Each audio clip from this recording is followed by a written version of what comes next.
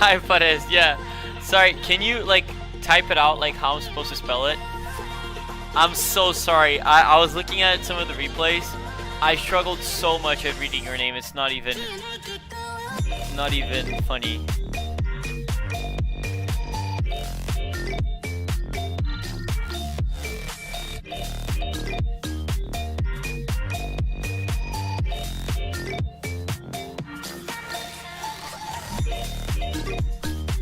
But I appreciate you showing up here and saying hello. Make sure you leave a like while you're at it. We're gonna get on with it soon. I'll just keep displaying the beautiful sponsors we've got. And encoding overloaded. Yeah, give it a second. It'll fix itself. There we go.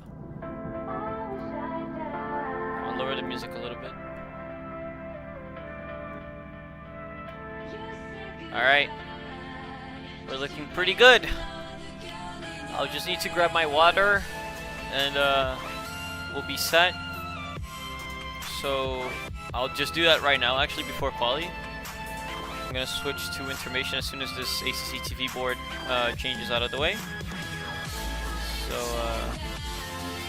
that should be pretty soon. And hopefully the volume mixing is all set.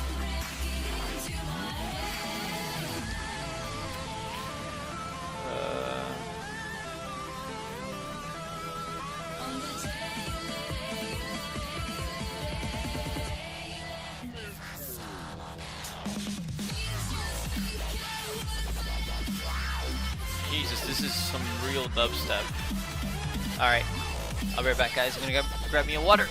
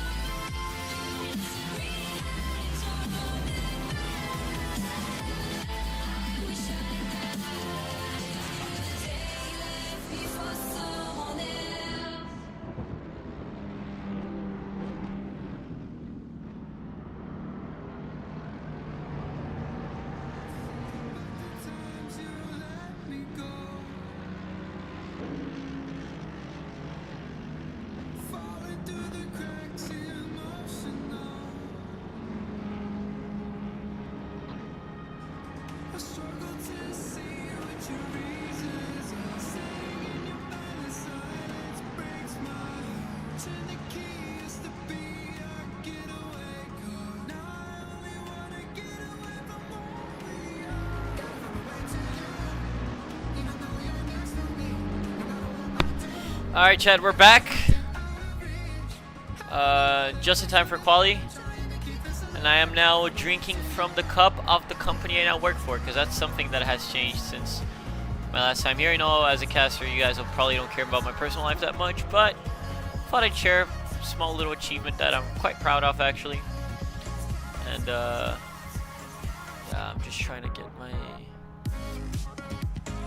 race control set up. Okay, I got that set up. I tried to... Shit. Oh, my bad, guys. I know I'm not supposed to swear. My bad.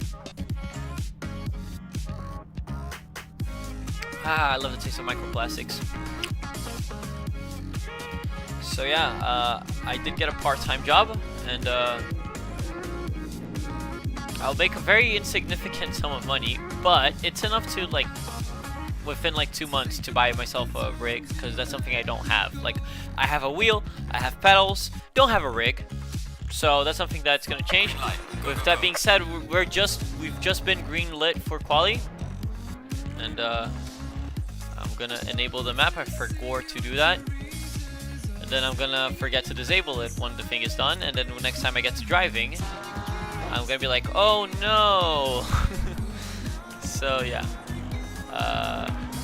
But there you go, there's all the detail as we're on board with Paul Mariage for the RB Atomic Racing Team. Also, we have Luke Locklear back in it for this one, as we see the cars going down the main straights. I'm gonna leave the music on for quali, but I'll disable it for the race. I have my water. We're 100% ready. The track looks quite rubbered up, which is good.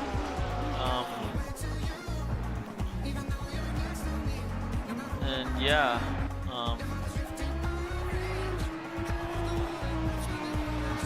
I don't know what to say really. This track is one of the trickier ones. Like, if you get the lines wrong, this is the one where you're gonna lose a lot of time by making a small mistake. It's a very punishing track, quite difficult and a little bit unknown. If you ask your average F1 fan, he won't know this track. To be fair, he won't know a lot of the tracks to drive on. But I feel like Zolder is a little bit more underground of a track. At least that's the impression I get. I could be talking out of my And let's go on board. Let's go on board. Oh no, what? How to change cameras again? Oh, yeah, that's how. Let's go on board with Mariage as he spins. So never mind, Mariage. That's tough, buddy. We're gonna go on board with. Let's go on board with Turek. Sure, Justin Turek in the Porsche, lane 11. This little corner is one of those corners that I was talking about where you can lose a lot of time. Yeah, okay, Tyler, I'll get to it. I thought it was just for the race itself, not for quali, but yeah, it's off. There you go. Apologies.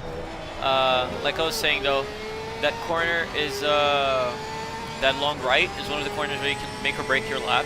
You know, you can lose a lot of time there, especially if you go wide and go into the gravel. This little chicane here, you have to take absolutely everything you can take. Looked very well collected, very on it for Justin. Maybe a little lift there, that's not ideal. I don't know if that's a Porsche thing or not, but at least in the cars I've been driving, that corner you want to try and take it flat out. But of course I'm not one to talk about in the car. I don't know how it is out there for the driver. As you see Justin go around to set a lap time here. He just has to do this final chicane, try and get a good exit. Maybe he didn't take everything he could, but I think this is a banker, and at that it's probably going to be a solid one as he goes across the line to set a 128.8, so that's not too bad. Let's go on board though if your reigning champion, who has been missing for a few races, as the camera bugs there, Luke Locklear. Full grid, that's right, very exciting, especially with such a small track, so it's going to be definitely interesting. We got Luke back finally. let's see how he is doing tonight for Zolder. There it is, your reigning champion and Silverstone race winner. He was away last race. So, yeah. Definitely interesting. Let's see what he can produce, though, as he goes on to start a lap. And just to keep you guys posted, Turek is still your pole position, Solomon in P2, Pare in P3, and Gobbler in P4 for your pros. Pole right now in silver is Murillo. We'll go on board with him in a second, but for now we see Luke Locklear starting his lap.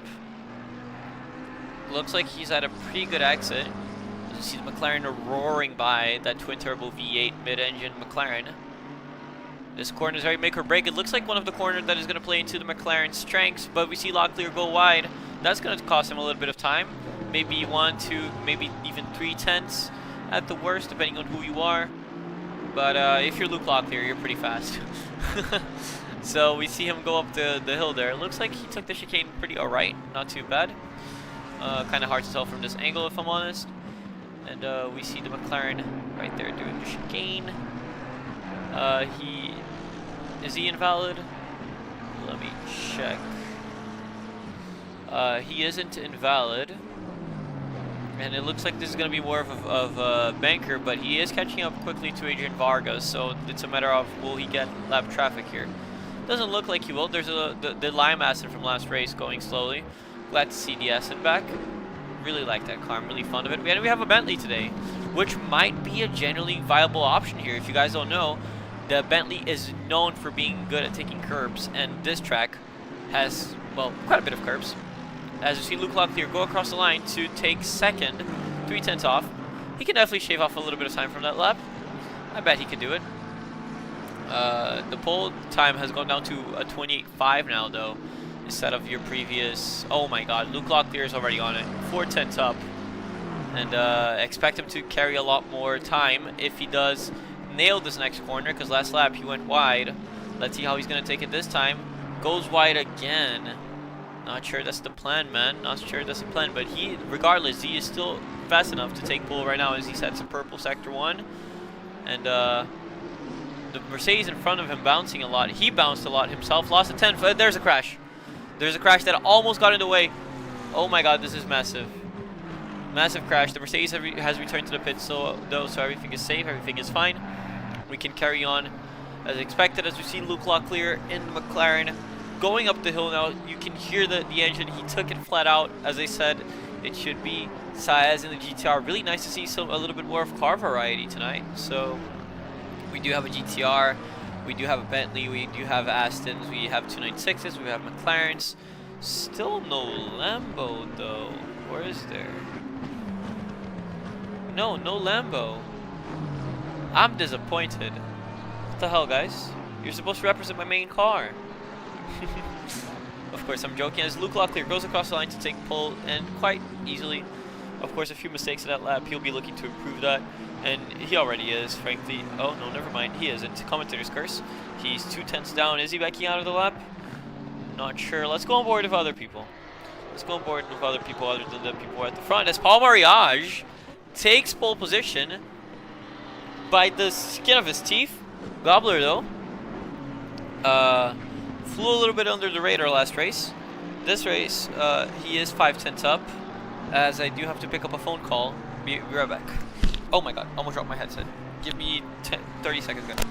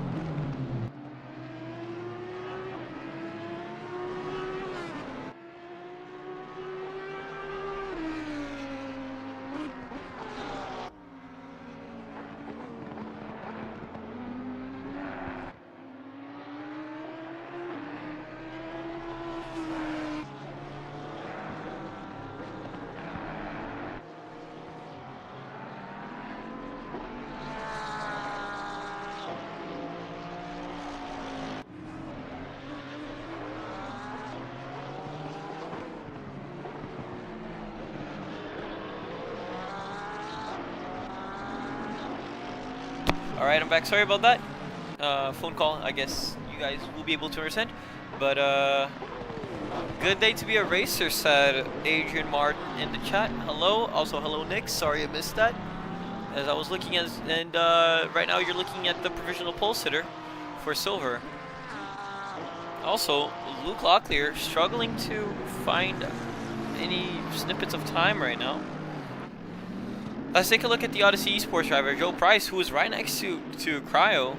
Last race, if you remember, Cryo got absolutely murdered by some people. And right now he is in P5. Your top 4 is split up by only a 1.75. No, sorry, 0.175 seconds, which is crazy. Hello, JV. Welcome to the chat. K Moss going slowly. He's gonna let everyone go by and probably just find his little pocket. Problem is, there's a massive traffic behind him right now. If I'm him, I'm going. He needs to get on with it. Joe Kaiser, though, your previous race winner, a 10th up. It looks like he made a mistake right as we got with him, though. He was a 10th up, and now he's just breaking even, but he can still make up for it because it's a quite technical session coming up here. And nope, still breaking even for him, so it's a bit crazy. Gobbler, 1.5 seconds down on your pole sitter, or at least provisional pole sitter. Still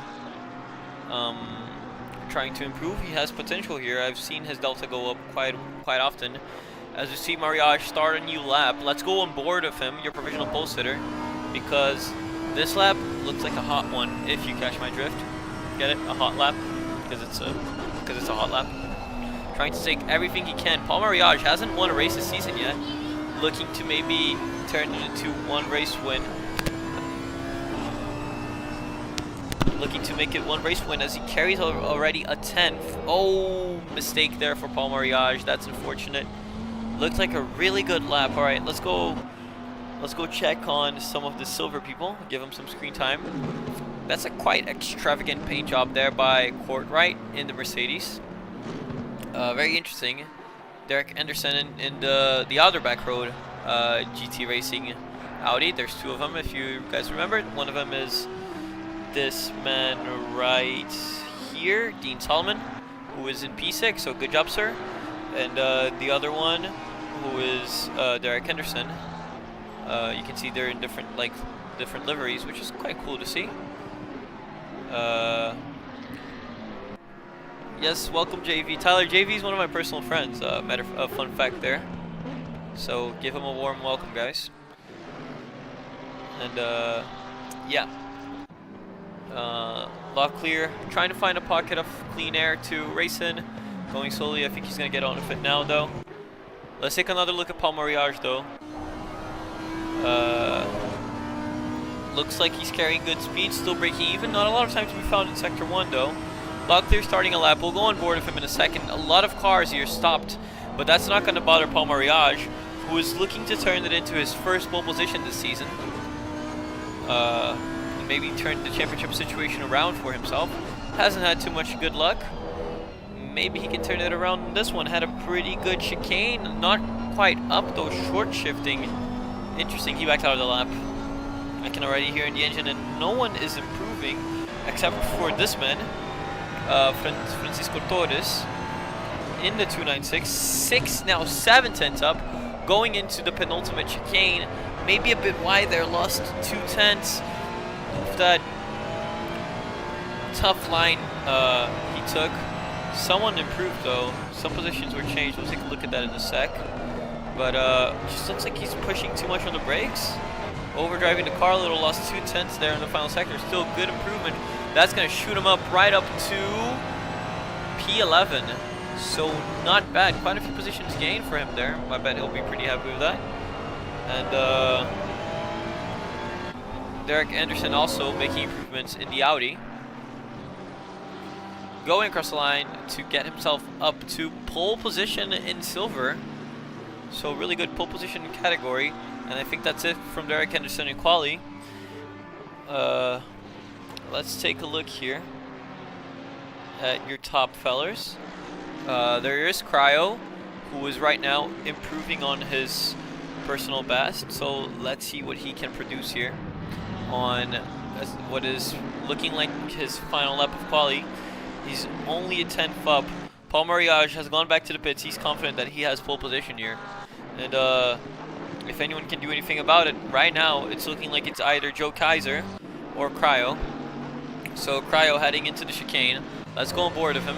In the Mercedes, you can hear the naturally aspirated V8 roar up as he gets ready to finish his lap. He's improving quite a lot, but there's a slow Mercedes in front of him. Is that going to get in the way, or is that going to give him a tow? We don't know. Cryo, though, gets a really good exit here. He's going to be close for that pole position fight as he goes across the line to take... What? Oh my god. I just noticed what happened. He went across the line. Look at the gap now. A 10th and a bit splitting up your top 5. This is insane. But wait, it's not done. Joe Kaiser in the McLaren, your previous race winner, is up on himself. And he is just barely up enough to take pole position. Oh, not anymore. He's going to have to take everything he can take here in the final few corners. A lot of time to be made in very little corners. He needs 0.130 seconds. And right now he has 0.083 seconds. So he's not good enough to take pole position. What can he do? Coming out of the final corner, he's going to give it everything he has on the McLaren. Climbing up that speed, grinding through the gears, and he goes across the line to put himself within 0.053 seconds of pole position. Look at this qualifying, guys. This is insane. Absolutely mental by these guys. There's nothing, and I mean nothing, splitting up the top 3, let alone the top 5. So amazing job by you lot. Your pole sitter, though, will be in the Red Bull Atomic Racing Audi, Paul Mariage, and your silver pole sitter is Andre Murillo in the Galaxy team Porsche. So that's pretty good. Let's take a look though at your grid whenever we do get to the final formation. There's still cars going around the track. Those Catalan is one of them. He's 2/10 up, which will get him quite a few positions. The grid is very tightly packed. Gets him up to P12, and that was the final car. So that was amazing. That was an amazing qualifying. As we head into a short intermission here, guys. Just give it a second, and I think that was a pretty good qualifying session. Hopefully the race is as good as the qualifying was, huh? Because yeah, that was pretty amazing, to be honest. Oh my god, I spilled water on myself. Not a lot of water though, just a few drops. God damn it.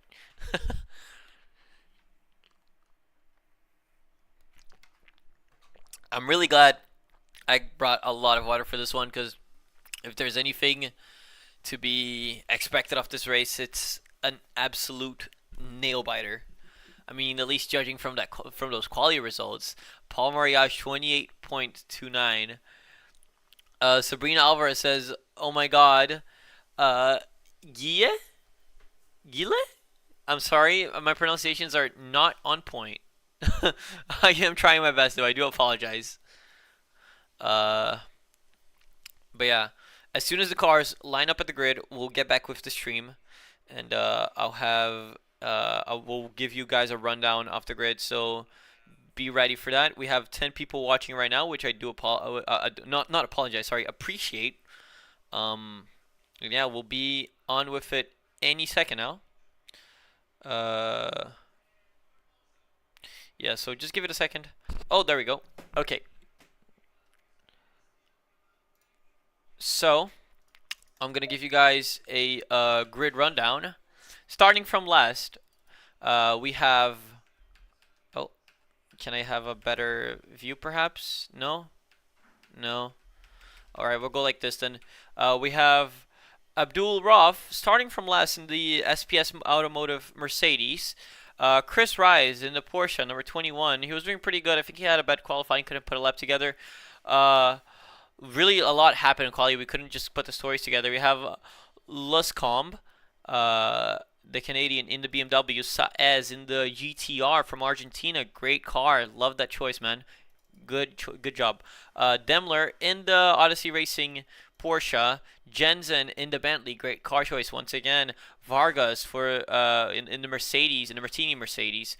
We have Rodriguez in the McLaren, another McLaren of Drew Jensen.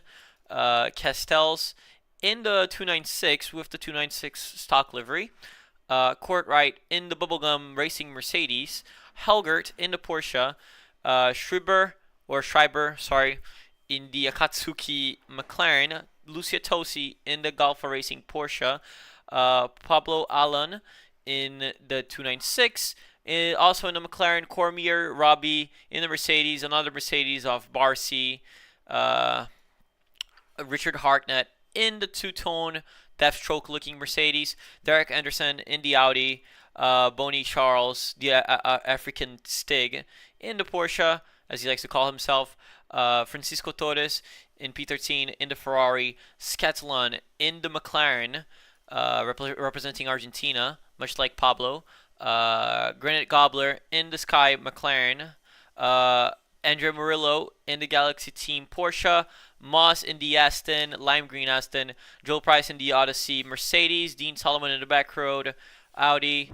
Pare in the NSX. Cryo in the Odyssey Mercedes. Turek in the JL Motorsport Porsche. Oh, JL, cool to see you guys here.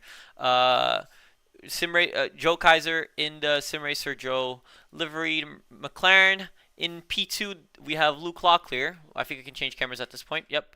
We have Luke Locklear. And pole position, we have Paul Mariage in the Red Bull Atomic Mercedes. So that's your grid for the race. And yeah, formation laps should start in 15 seconds from now.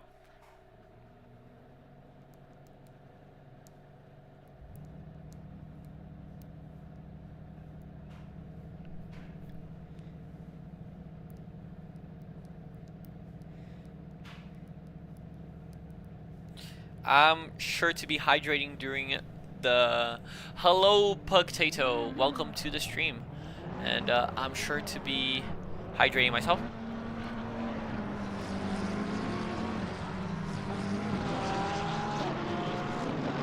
Because this one is looking to be very insane. So I want to make sure I am ready for this one. Yeah, whatever you said there, I agree. Screw baby. Luke Locklear going side by side with Paul Mariage in the formation lab. So I think that tells you pretty much all you need to know about this one. I mean, I think this is going to be an absolute classic, guys. This race is looking to be very, very good.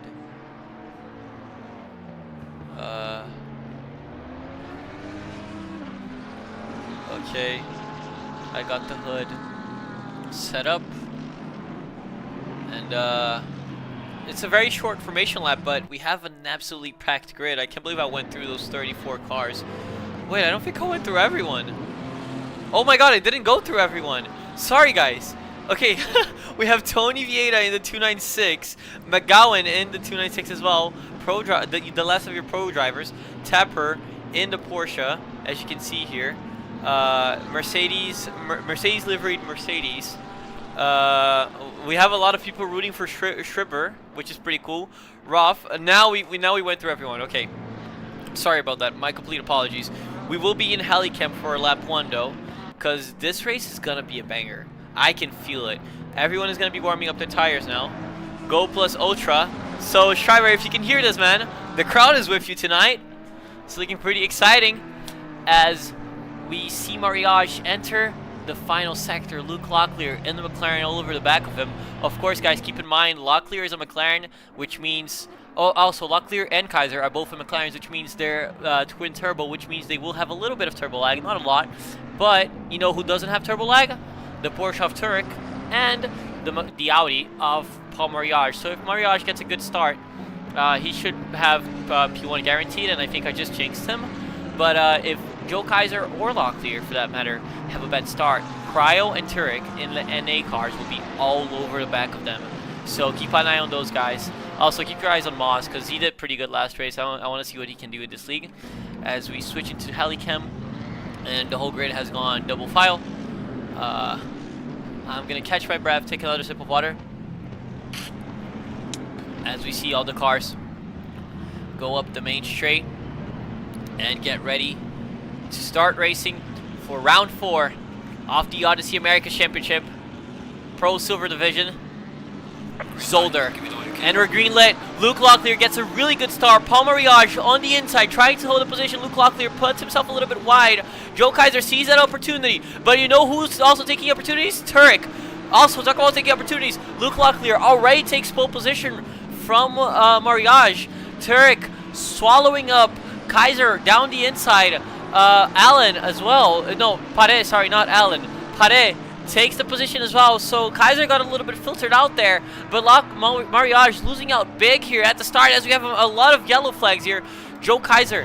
Oh my god, it's a mess. It's a mess back here. There's a big wreck. Big one. One of the Odyssey Mercedes has been involved. And the crash just keeps on happening as the race gets restarted.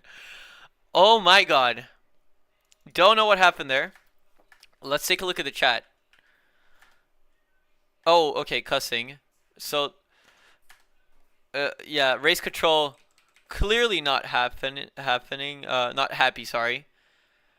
It looks like there are a lot of crashes. So this is the last restart. Also, Locklear might get a slap on the wrist here from crashing into drivers in practice or not respecting people in quali. Pablo Allen said, "We don't want restart." That's a good mentality. Let's get on with it, guys. Let's get racing and try to keep it clean, guys. Come on. So that's a little bit disappointing, but I mean, it is racing. What can you do? And yeah, you see, it's a lot of cars we have here tonight. He's out of control. Oh my god. I gotta catch my breath again, cause you guys just saw what just happened. Wait. It says that Vargas is on pole. I guess that's just bugged. Mariage will get his second chance, and I hope he makes the most of it, because that was unfortunate. He's smoking it, baby. You can see the Schreiber crowd going crazy. You guys need a chant. You guys need a chant for Schreiber.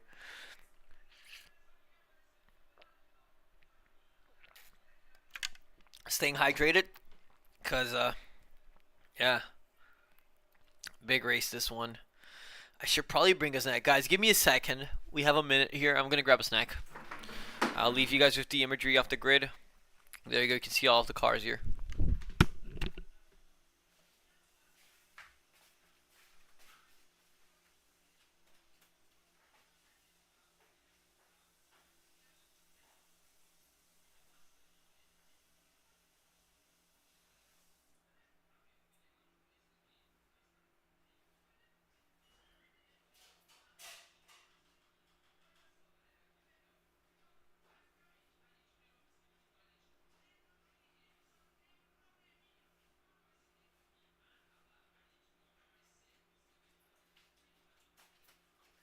Seconds.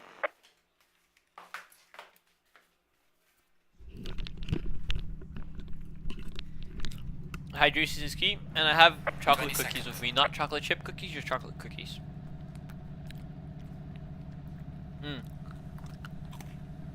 Okay. 10 seconds.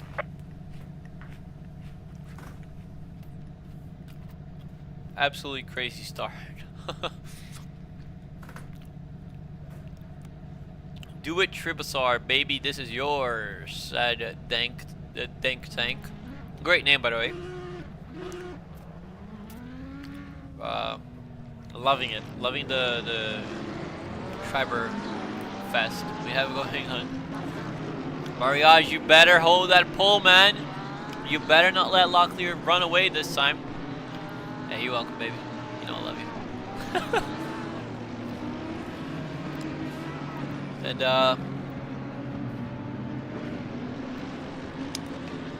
I would plug my Twitch, but I think that's against company policy, so I will not plug my Twitch. What I will say though is that we're on their way for our second and hopefully last formation lap of the night.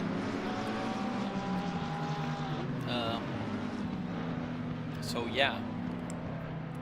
A little bit of a hold up, and I do apologize for that, guys, but I guess you guys will be able to understand considering the magnitude of the crash that we just had. And there's just too much action to catch on to everything that's happening, you know. Because you want to know the story at the front, but you know there's a lot of stories developing in the midfield as well. Number 1 on the track and number 1 in our hearts. Let's go, Friggy. Great, I love it. I love it. Absolutely lovely. As the board is fixing itself now, and Mariage will take back his pole position. At least in the board, he was pole position on track already. I'll take the last cookie for now, and then the rest of the cookies I'll eat during the race. Why are they racing? They were racing. Locklear already ahead of Mariage, so quite feisty today, isn't he? Just wants to get on with it. Look at him go. Also, did you guys notice the little side window? Look, it's open on the Audi, closed in Locklear's car. So this leads to me thinking that Locklear is ice cold inside of the McLaren. It can only be right. Either that or he's melting.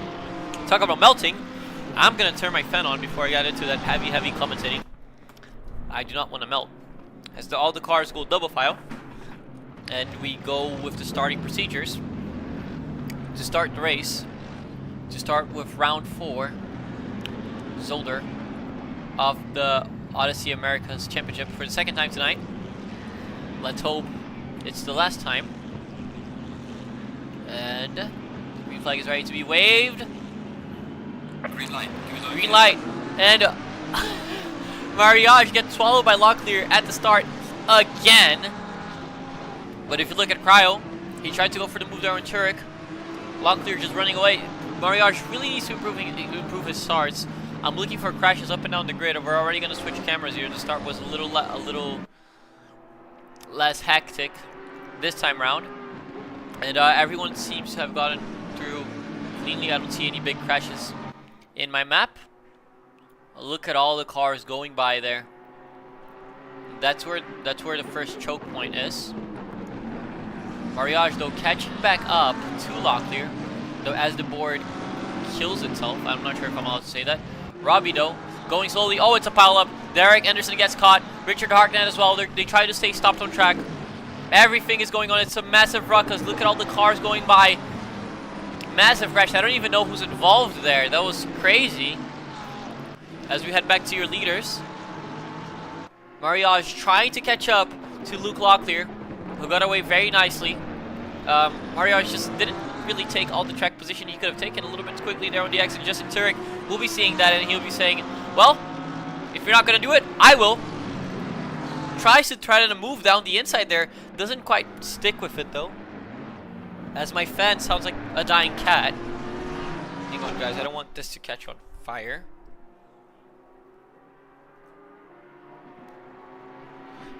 Give me a second, guys. Oh, my second monitor just switched off. Guys, I don't know what's happening. Give me a second.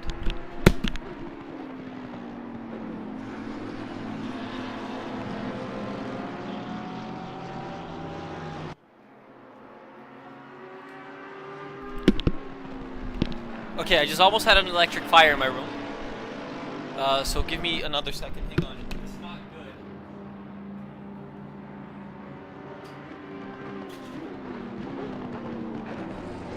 Okay, no electric fires. Yeah, no, it wasn't due to the monitor. As we see Justin Turek get all over the back of Paul Mariage. He's gonna try a move around the outside of the chicane? No way, yeah, he backed out of that. In good sense, in really good sense. Yeah, we almost had an electric fire here, but we're back to normal. Not sure what happened there with my second monitor. Considering it's an outlet that's across the room, that was the problem, so I don't know. I don't smell fire anymore, which is good. Anyways, let's get on with commentating. And right now, this is the closest fight on track. Justin Turek trying to overtake your pole sitter, Paul Mariage, and just couldn't convert that qualifying pace into race pace. Also, Cryo all over the back of that fight. And that's good. Smelling it is the first sign. Great. Yeah, very reassuring, huh? Thanks, buddy. I think there's like, I feel like there's gunk all over my hand. My hand is extra slippy right now. I don't know what caused that. Guys, I gotta wash my hands. I do apologize though. I do apologize for all the inconveniences. Just bear with me. As we said, electric fires and electric fires.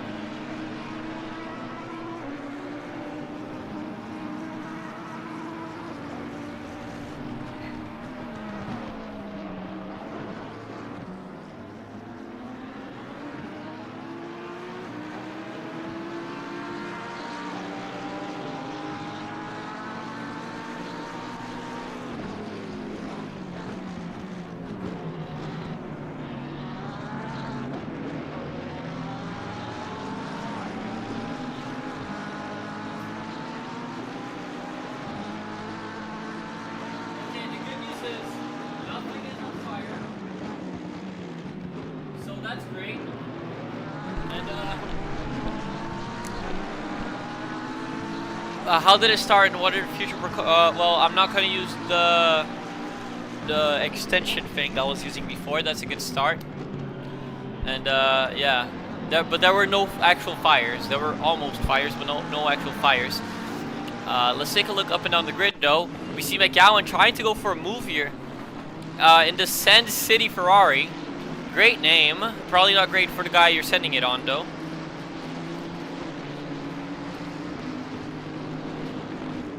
As Joe Price goes purple. So Joe Price going purple. Luckily, still yet to set a valid lap. Car number 669 has died and has relived. So he's quicker than Jesus Christ right now. Jesus took 3 days. The fight is bunching up here though. And all these people are being, well, the fight here is for P2, and they gotta do something about it quickly, because this man right here, Luke Locklear, is making a mistake. So commentators, cars, Paul Murray is gonna see that. He's gonna say thank you very much. He loses 1, 2 positions almost. Oh, they almost made contact there. Very respectful by the two of them. So big mistake by Luke Locklear. Can he lose another position by Cryo trying to send it around the outside as he makes the move? Or can he make it a 2-in-1? But no! Cryo crashes into the previous race leader. Luke Locklear retakes the lead. What was that? Oh my god. Oh my god. A little bit too opportunistic there by Cryo. He almost became the hero of the night with that one. Crazy send, absolutely crazy. And look at the pack punching up now. Pare leading the pack. Cryo in P7. Looks like he's going to end up getting a big penalty here tonight. And your silver leader getting involved with the fight. Not much of a point there, but considering, you know, he's not actually racing these guys, and I think he acknowledges that almost contact there between Gobbler and Mariage, who now dropped all the way down to P10. So the race just flipped on his head. Now it's Kaiser and Turek, who are very familiar faces in the podium, but Cryo, man, he'll be beating himself up for that one. Had a tough race in Nürburgring, and now another tough one for him tonight at Zolder. But the show must go on. Talk about show going on. No, that's all I have for you guys. Joe Kaiser, though, has been catching up to Luke Locklear, who will be cautious on the chicane after that mistake he made last lap. Even when you're in the car and you think you're not, like, yeah, you will be at least a little bit cautious, you know, you get scared. It's only normal. And we can see it reflected on his pace now. Cryo already gets a 15-second time penalty. I'm sure the stewards are going to do a little bit more than that, though. But yeah. You see the fight here heating up at the front. I'm sure Kaiser wants to play this out in a way where he doesn't lose a lot of time. Luke Locklear trying to shake off the slipstream. And Kaiser just trying to gain as much as he possibly can. As we see yellow flag by Scatolin on the final corner. Looks like a collision with Allen. So, not sure what happened there. Kind of crazy, actually. Mental, if you will, even. And I'm trying to resize this window because it's a little bit too big. Hang on, guys. Anyways, Joe Kaiser, last lap, purple lap, so fastest lap of the race. And yeah, I agree with you. Scandalous, huh? Crazy. Crazy what happened there. Oh, Locklear had a bad exit. Kaiser sees the opportunity coming, and he's going to seize the most of it. Tries to go around the outside, which would become the inside, but he fought better of it. He's like, you know what? You're already making mistakes. You're already killing your tires. So I'm going to wait for you to make another one. And I'm going to get past in a more opportune time. So he's absolutely playing the long game here. And I'm not, I don't know if you're Locklear, do you read into that? It's a tough read to make when you're in the car, when like all that high octane action is going on around. Talk about high octane action. Gobbler all over the back of Mariage here. Can he make the move work? Which way is he going to go, inside or outside? The answer is none. Mariage positions his car perfectly, but there's a pack forming here, and it traces back to Mariage. So really tough race for him right here. As you guys can see, this massive pack goes all the way from P7 to... Oh, Mariage makes a mistake, goes wide, loses a whole lot of positions with that one. And I mean a whole lot. Rip them good, rip Shribs. Where is Shribs? Can we see Shribs? Shribber. There he is in the Akatsuki McLaren. No guys, he'll be fine. He still has time to recover. He will be fine. Locklear catching up to blue flag traffic already. I mean, not just Locklear, of course, the leading pack. And it looks like Kaiser is just a little bit better. We'll get back to Shribber later, since we have a lot of Shribber fans here. But yeah. Locklear caught up to blue flags, and he's getting held up. Oh, Kaiser will be very happy with that. Cryo got a drive-through from that, and it's very deserved. I mean, considering what he caused there. You know, I give credit where credit is due, and, you know, I take away credit where credit is meant to be taken away. And, oh, good. He's got it, baby. This is great. Absolutely great. You guys are the best crowd. And, we still have that pack behind, but right now I'm very interested in this fight at the front. Never count him out. That's right. That's right. It's a long race. A long race, but the time is counting out. And Luke Locklear trying to do everything in his power to just shake off that slipstream off of Joe Kaiser in the McLaren. Trying to, you know, capitalize on something here, but nothing is happening. And nothing is not something. Cryo had the read that he's getting stuck in traffic, so he's like, oh no, never mind, he didn't. He just took his drive-through. Mariage, though, did get the read that he's stuck in traffic, so he's like, you know what? I'm going to come in now, I'm going to get in clean air, and I'm going to try to overtake as many people off track as I can, because when you box in these races, if you're a faster driver, if you box, you get in clean air, and you can just do lap after lap after lap, and then when people do pit, you'll come out ahead of them. That's the magic of this racing format. Of course, just to give you guys a run through, there is one mandated pit stop for only fuel. You can take tires, but it's not mandated. And if you take tires, your pit stop gets 27 seconds longer. Usually 1 liter of fuel takes 3 seconds, and tires take 30. So about 27 seconds. Cryo, though, will be serving his drive-through, and then he still has a pit stop on top of that. Paul Mariage exits the pits, though, with his pit stop served. So we do not expect him to be pitting again. And yeah, Kaiser still all over the back. Justin Turek a little bit clumsy there on the exit. Still fine for him, though. And yeah, this is the fight of the race so far. Speaking about fight of the race, we still have this pack going around here. It's quite small now, though, due to the circumstances that we have. We have Jensen in that Triple Crown McLaren livery, which I think is absolutely gorgeous. No fights there, though. And Vargas, though, is all over the back of Roth. He's going to try something down the inside. Gets a little bit squeezed. They almost tangled there. I think they kept it clean, though, so good job by the two of them. And Vargas is probably going to try something again as he tucks in behind the wing of the Mercedes in front of him, but he's going to get threatened by Barcy. So it's a triple Mercedes fight here. Mercedes on Mercedes on Mercedes. Speaking about same make fights, we have Kaiser on Locklear, and Cryo is right there after serving his pit stop, or his drive-through. He's being blue flagged now, and he's going to be looking to maybe not get lapped if he has enough pace to run away, though, which I don't think he does. So this fight is going to get a little bit interesting. We see Locklear here trying to clear out. He's going to be flashing like crazy. He goes wide, though, on the gravel. Kaiser will be seeing this. He's gonna go try for a move. Gonna try to make the long way around the outside. Doesn't quite make it stick though. Will he get a good exit compared to Locklear? No, he won't. Locklear keeps the position in the Petronas McLaren. So Locklear is still in the lead even after a mistake like that, but his tires are gonna be damaged. Oh, Cryo tries to do something again and gets sent into the wall. Let's take a look at that replay. Let's take a look at the replay because that's insane. If that's on Cryo, that's absolutely mental. Let's see what happens here. So Cryo just breaks late and then turns right. I think that's a little bit on the two of them. It was definitely silly. So not very great for Cryo tonight. Quite unfortunate actually.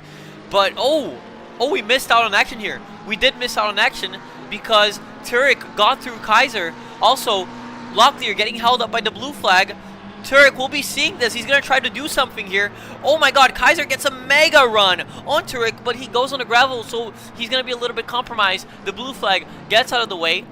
This is a crazy fight right here. So we had a swap for P2, and Turek will be trying now to hunt down Cryo. It was Kaiser's turn. Now it's Turek's turn to try and bring a stop to this man, the reigning champion, who won in the Silverstone race. I don't know how what happened in Watkins Glen, but I can tell you right now, Locklear will be looking to run away with it, and I think this is his best chance if Turek can't be fast enough.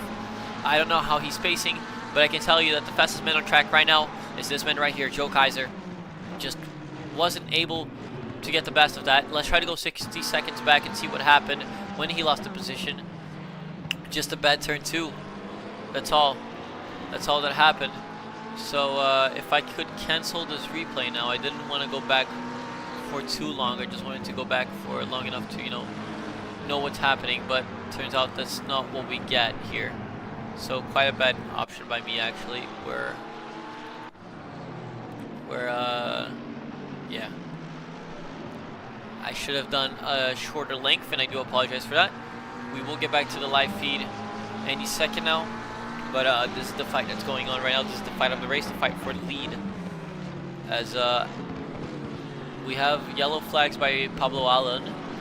Not sure what happened to this man here, but he was a blue flag, and now he's a yellow flag. So make of that what you will. Tell you what though, the gap, come on. Oh, we almost saw a pass for the lead. God damn it, we lost even more. Okay, 15 seconds going back, and I think I've just started an accordion effect, but let's see what happened here. So Kaiser on the slipstream. Oh, he breaks late and he threw the car into the wall to try and get it stopped. And that's going to be very costly for him. So now we're all caught up with the race. So now it's Joe Kaiser again trying to gain a Locklear. The thing is, he's 2.3 seconds behind. So he lost quite a lot of traffic. Car number 222 is a yellow flag. Who is that? Allen still, he's in the pits. So that's not exactly a yellow flag, that's just a car in the pits. Thanks, ACC. The race is just boiling over right now, huh? And Locklear is at the top of it all so far. Can Kaiser do anything to stop that man? Locklear, last lap, a 129.4. Kaiser this lap, a 130.2, so Locklear is faster. Kaiser is still the fastest man on track though, by 3/10. Like on his best lap overall. He's still purple. And Moss got brought up to P4 of all that drama. Your people who you see normally at the front have made mistakes, and that's the magic of Zolder. That's why I think this is such a great track. Speaking of people who aren't usually at the front, Joe Price in the Mercedes number 69 has made his way up to P3. So good to see him up there. He's a great driver, so yeah, nice to see him. He's also the captain of the Odyssey esports team. If you guys want a little snippet of info. And as we see Boney Charles within just a few tenths off the McLaren in front. Sketlin also gaining on Courtright, the car in front of him. And let's take a look at the crowd favorite, Mr. Schreiber. That's not Trevor. Where is Trevor? There he is. He's just come into his pit stop. So let's watch this pit stop. I think he just sped into the pits.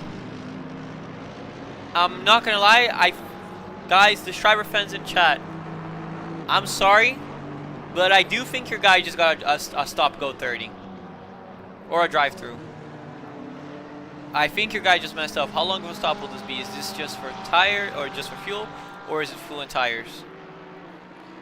Oh, this might be fuel and tires. Well, my question is why though? We're almost 20 minutes into the race. It's surely too early to take tires. Maybe he's fixing damage. I don't know. I hope it isn't. I hope he's just cooking, guys. I really hope he's just cooking as he gets a move on.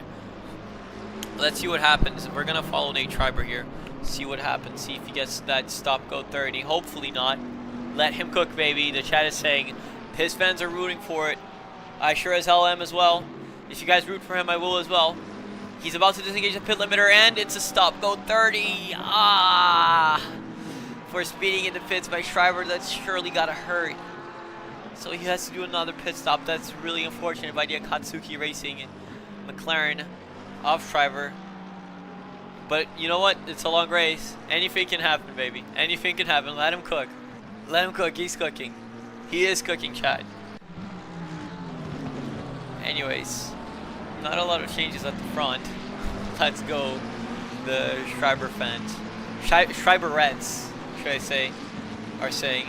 And Locklear sets an invalid 19.3, so he is faster than Kaiser, but it's an invalid lap, which leads to the question, is he getting warnings? We don't know. There's still time, baby. Let the men cook. Let the men cook. I agree. Let the men cook. He can do it. Schreiber can do it. If there's anything that can do it. And, I'm sorry, not anything. If there's anyone that can do it, it's Schreiber. With that being said, though, quite a big fight here between... Wait, Locklear's a blue flag in the middle of all of this. Because the man who just made a move was Luscombe on Jensen.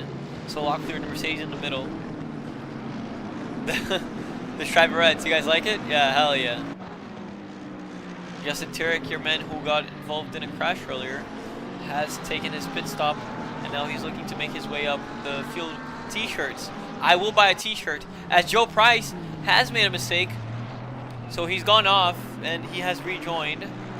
Didn't lose the position, but Moss is all over him, so this is now the battle of the front engines. If you make a shirt, I'll buy one. I'll buy a Schreiberettes t-shirt. Hell yeah! By the way, guys, make sure you like and subscribe. Helps out a lot. So this is there's gonna be a battle kicking off for the last step of the podium, the podium real soon. As we see Castells trying to gain on Derek Anderson. So this is also last place of silver. So we have last place of the podium in silver. So we have a fight for silver P3 and a fight for pro P3 with these guys. And yeah. Currently, that's most of what's happening right now. Not really a lot of position changing. If there's anything that happens, you guys will be the first ones to know. Be sure of that. As Locklear sets a 27.2, so he's on with it, and Kaiser has an absolute mountain to climb here tonight if he wants to beat Locklear on track, on pace. He's had chances, wasn't able to capitalize on them, and I'm sure he'll be upset about that. Let's go into a few more cinematic cameras as Dean Solomon catches up to Murillo, and they're not really on the same class. But as I always like to say, a pass is a pass. Also, that rhymed. So, this shouldn't be a big fight. If I'm Murillo, I'm not fighting it too much. You usually want to lose as little time as possible. And Murillo, as your silver leader, seems to be pretty aware of that. Doesn't give Solomon a big fight. Which, head off to you, my friend. That's the correct approach. Realistically. Gobbler, though, is trying to catch Solomon, so he'll be looking to get past Murillo as quickly as he can. And right now it's not quick enough because Solomon is going away. Talk about going away. Your race leader, Luke Locklear, seems to have a pretty good grasp of what's going around him right now. And is just running away from Joe Kaiser. So let's see if Kaiser can do absolutely anything, and I mean anything about this race. but Locklear has taken back the fastest lap of the race with a 28.9. So he took even that from Kaiser. Really unfortunate. And that's what happened to people like Locklear. If you give him clean air, he's gone. So really tough. Of course, hard to see what what Kaiser could have done differently. Of course, Locklear is a fast driver, so it's difficult. It's definitely difficult, as there's yellow flags for Pare, who has gone wide, and I've gotten his name correctly, and I'm really glad I've gotten his name correctly. His pace in Nürburgring, I feel like was a lot more formidable. Go get some coffee. Oh, got to get some coffee. Yeah, go on, sir. Go get yourself some coffee. I have my cookies here to keep myself at least a little bit sharp. They have sugar, so it'll be enough.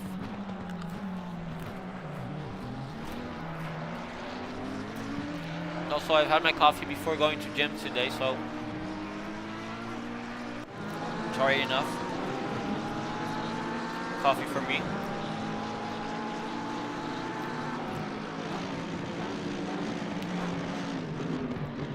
The race really staled down now, guys, but I'm yawning, really? I haven't noticed any yawns. Usually I do yawn a lot, though. I'm a yawner.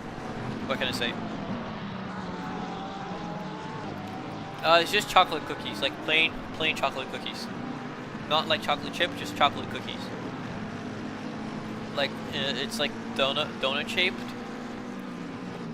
and it's just chocolate, like just black.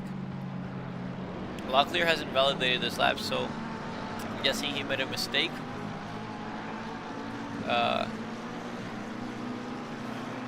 But doesn't matter too much. The gap had decreased, but now it's increased again.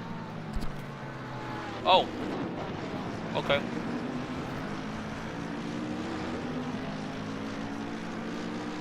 Oh, that just happened. This is Derek Anderson catching up to Castells. Where is he from? Oh, so it's Castells because he's American. Derek Anderson, though, looking to make it a P2. And we saw Gobbler make a mistake there, which I completely slapped on. Turk, though, who has served his pit stop, is now all over the back of Jensen, who shouldn't fight him too much considering he's a silver, and he's basically a pit stop down at this point. So he tries to make it work the long way around. Can he make it stick on a Bentley? Almost does. Surely he's going to try something funny into the final corner. Oh, he's going to try to scare him. This is not an actual move. Oh, almost turned into one, though. Surely the Porsche is going to get the Bentley here. The Porsche is a very good car on the exits, but he bounced there.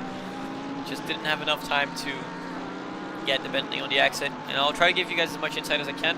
I have quite a lot of experience in ACC, if you guys are wondering. A little bit over 900 hours, which I know isn't like a bazillion hours, but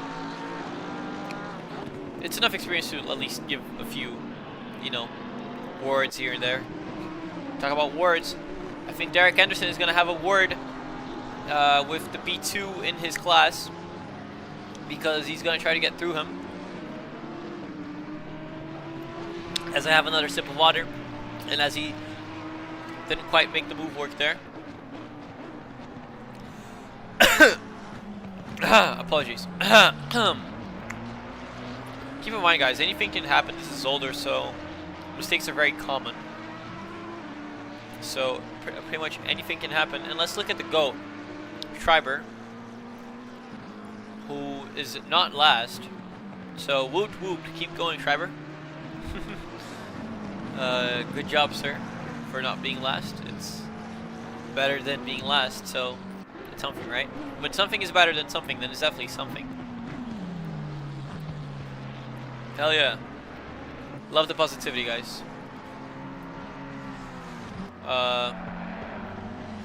This lap, Kaiser has kind of...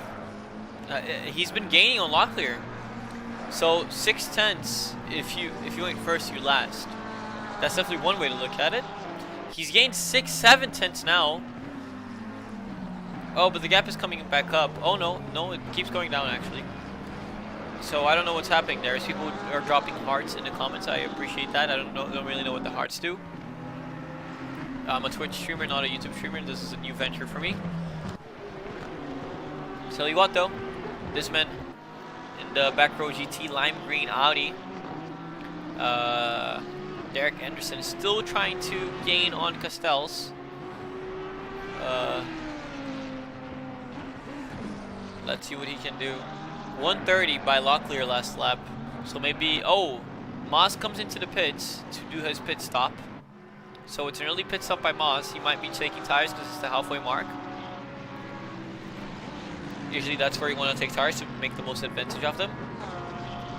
And Kaiser has been shaving off a few tenths here and there from Locklear, so maybe there's something brewing there. We'll definitely get back to it later. This fight is, well, it still hasn't properly kicked off. As Cornier looks like he's made a crash. We'll go back 30 seconds here and just take a look at what happened. Oh, and that's what happened. I'm spot on actually. Let's see if he resaved jointly. Okay. Yep, waited for everyone to get out of the way. Made it a 3-point turn actually. And slowly but surely getting back on the track. Nice job, sir. He did resave jointly, so that's pretty good on him. But that car is looking battered, so he's probably going to be making his way to the pits to make up his stop work. With that being said, this gap is the smallest it's been in a while in this fight here between Castells and Anderson. The back row GT Racing boys, they're good people. We're racing them in the Endurance Championship. I myself, guys, am not a commentator in that championship, but I do hop in the booth sometimes. I am a driver actually, that championship. In the Team Crash a Lot's ORL car. I forgot to introduce myself. So yeah, my name is Felipe. I'm a sometimes Twitch streamer. I'm trying to get back into it. I took a mental health break. And I'm a driver for Odyssey Esports and also Team Crash a Lots. And yeah, that's pretty much all I have to say for myself. Enough about me though. This is about the race. And talking about the race, Luscombe just got overtaken by Turek. So that's good on Turek. And Kaiser still gaining on Locklear. So overall gain over the last 3 laps. So interesting, really interesting to see this. As he went the long way around there to give space to Scatolin. And in the process, lost another 10th. But it should come back to him when Kaiser has to clear Scatolin. So we'll definitely see what happens. But yeah, this is a fight that is brewing. And this is a fight that's been brewing for a while now. And that is of Anderson, right behind the Ferrari 26. So let's think cars. Anderson is in an NA V10 Audi. Castells is in a V6. Thank you, thanks, I do appreciate it.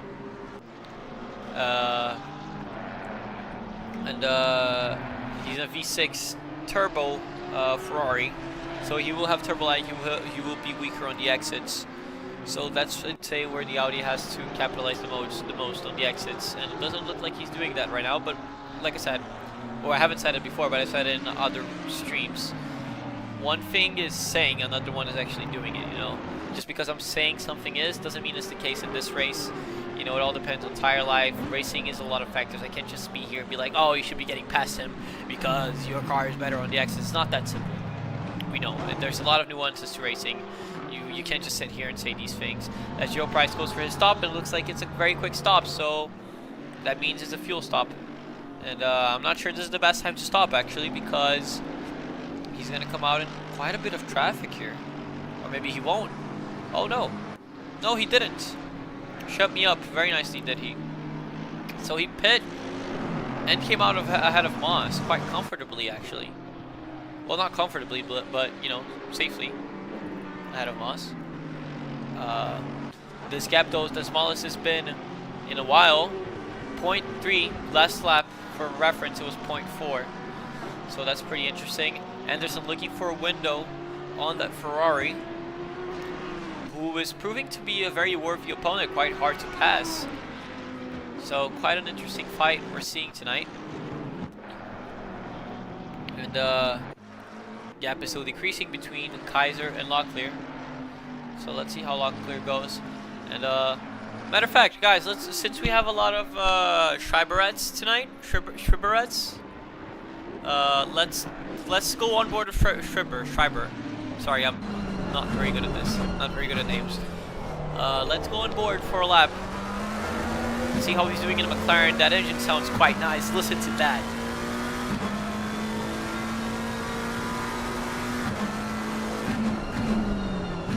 Yeah, the Schreiberets in chat are going quite crazy. So let's commentate a lap here. Starting with the main straight. If I remember correctly, the braking point is when there's a sponsor change on the right here. So right about now. Yep, got that right. Gets the car turned in nicely down to third perhaps. Take everything you can from the track. And this corner, braking with the Pirelli on the right. You want to usually get a late apex and then get on the throttle as early as you possibly can. Carry the speed out of this corner because you're going into a high-speed corner. This is where the McLaren excels because it's a very strong car in the front end. Schreiber not taking the full track, but still a safe lap by him. Now blasting down the biggest straight on this track, I'm pretty sure this one is, into the chicane. This one is tricky because if you take too much curb, you spin. No way, I just... No way. No goddamn way. No goddamn way. Oh no, that's commentator's curse. I apologize to all the Schreiberets in chat. Oh, that's terrible. Oh, you call it, yeah, Schreiber, go get it, baby. You know what? He's gained places, guys. He's not P33 anymore. He's P31 now. So, woot, go Schreiber. He's gained places. He's gained places. Let him cook. Let the men cook. Oh, Anderson attempts an undercut on Castells. Castells stays out. Anderson comes in. So we got that. We still have the plot. Never count him out. Never count him out. You can never count the Schreiber out. Look at that livery in the back road Audi. Absolutely gorgeous livery. Also Murillo in P6 in the silvers. Like P6 overall, but he's a silver, so that's really good. Never, baby. That's right. That's right. That's right. Loving the hype, guys. Loving the hype tonight. You guys are great. All right. Fight between Locklear and Kaiser. Kaiser has been gaining, and I think Kaiser knows it, and he's going to be happy with that.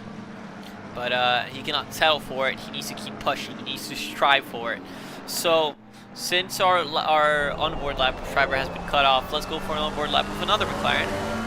This time Joe Kaiser, and we can also see the difference in the lines. So Kaiser taking absolutely all the track he can take. Ooh, almost too much there. That was very on edge. You can see how much Kaiser is trying to push to catch Locklear. And as I was saying, braking for the chicane just before the striped bit. If you take too much curb, you spin. I didn't jinx him this time. He didn't spin. He didn't take too much curb, so good job there. I don't know if that's the fastest line. I'm not the guy to be saying that. I haven't driven Zolder in a while. You want to brake before the side of the curb, get the crowd downshifted, get it rotated nicely for the chicane, and then be cautious on applying power here because it's very easy to lose the rear of the car. So that he did, took the corner flat out, and now going down the hill into the penultimate chicane. Zolder is absolutely a track of chicanes, and if you're not good at chicanes, then, well, you're not good at Zolder. Luke Locklear, though, has a drive-through. Luke Locklear has a drive-through, guys.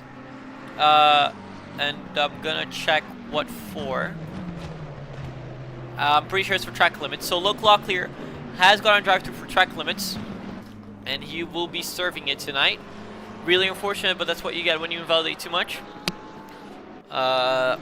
So this race has just been blown wide open.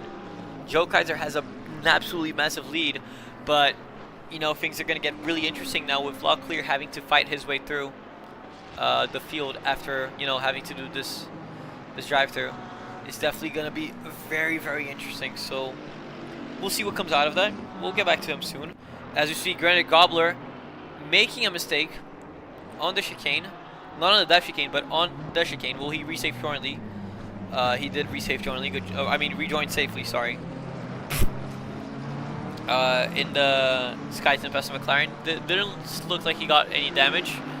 But look at this. Moss has caught up to Joel Price, if you guys remember earlier.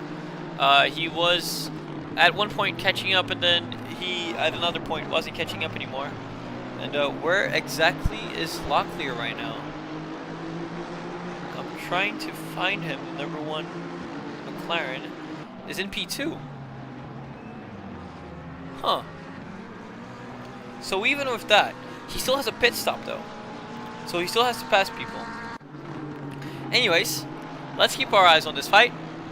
Because it looks like it's about to heat up any second. Well guys, there has been a swap between Anderson and Castells. So I think Castells is on his pit stop. And Anderson looks like he did it better because he did win the position. I'm sad we missed that. With all the mistakes that happened though, that has brought Boney Charles to P3, so good job on the African Stig. And he calls himself that. As he comes into the pits, make sure you don't get a stop-go. Good job, sir. Get it slowed down very nicely. Locklear coming in for his actual pit stop this time. And right behind him is Boney Charles. So let's see what they can do in the pits here. Let's go on the helicam because then you guys can get a visual representation of all the positions that Locklear is losing. That's one. By Dean Solomon. Ooh, in the back row GT racing car. So he brought himself up to P2 now. Of course, he hasn't done his pit stop yet, but still quite amazing by Dean Solomon there. That's another position he lost by Pare. That's another position by Murillo. But that's not an actual position because it's overall. That's for silver. And those are 2 more cars that just passed him. As Boney Charles gets a better stop than Locklear, they're going to be side by side exiting the pits. But Locklear disengaged the pit sooner, and Boney just didn't fight it. Why? Come on, guys. Don't be scared. To be fair, I'm an instigator, guys. I'm not a role model. If that's me, I'm absolutely going for it. Doesn't mean it's the correct choice. Let's take a look at the GOAT, though. Schreiber going for a move on a blue flagged car. Tries to go for the inside. They made contact there, but Schreiber gets the move done, though. So I think it's all for a game. That's just a small bump. So let's go. Let's get the hype going, boys. He climbed. He climbs.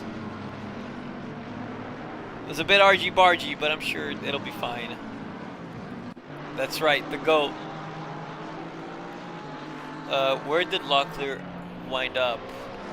Well, he ended up behind Tarek Moss and Joe Price, and I'm sure he'll be behind Dean Solomon as well when Dean does pit.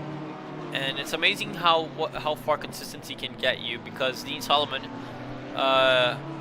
his best lap is 7/10 off of the purple lap of the race, and actually 9/10, apologies, 9/10 off of the purple lap of the race, and he's in P2. So just goes to show how far consistency can get you, as only a bit under 20 minutes left in this race, as we see Joe Kaiser trying to clear the traffic as quick as he can. And I'm sure he'll be pleased because he has a pretty good hold of P1, and he does come into his pit stop, which is perfectly reasonable at this point of the race. Well, has a pretty safe lead.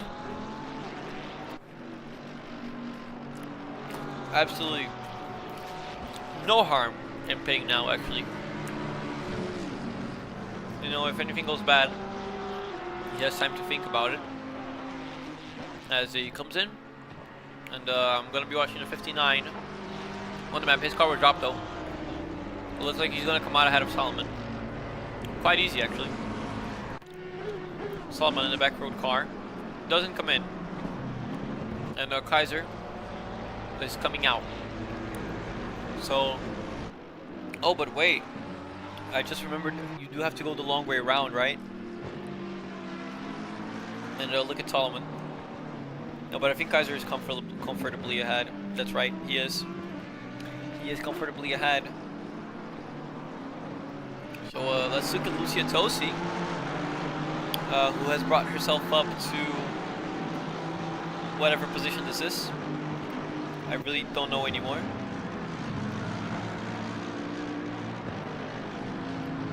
But Dean Solomon is right there. So he caught right up after that pit stop. But of course, they're not racing each other because, you know, one of them has done a pit stop, the other one hasn't. And I'm going to take another sip of water because my throat is dead.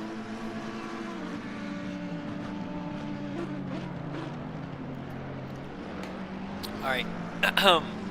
Hydrate, guys. Chat, this is your hydration reminder. Chris Rise is disqualified from the race. Unfortunate. I think he had lag. Chris Rise is a great guy. I'm really fond of him. As we see the Bentley of Jensen coming into the pits. And yeah, I don't like how the camera flickers like that. Yes, right, hydrate, guys. And this is the fight for P1, 2, 3, 4, 5, 6. For P6 in silver.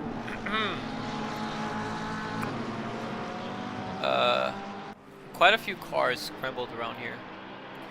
Locklear not making enough inroads right now. Oh no, he is. He's absolutely blazing actually. Which he needs to be blazing if he wants to gain back as many positions as possible. It's a silly mistake by Locklear. But not a silly mistake. I take that back. I apologize. Not a silly mistake. It's an unfortunate mistake is what I meant. And yeah, man. Not much to be said.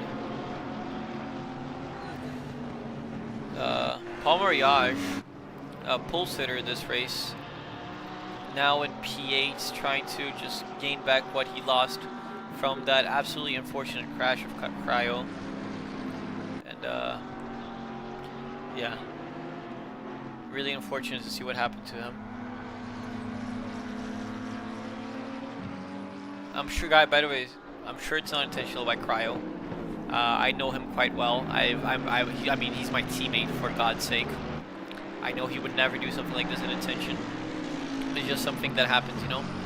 It's unfortunate, but don't make this a norm. You know, everyone makes mistakes, and that was definitely the case for Cryo, and I'm sure he'll be beating himself up over it. He's an absolutely god-tier driver, and it's really unfortunate to see, you know, a move like that and like that.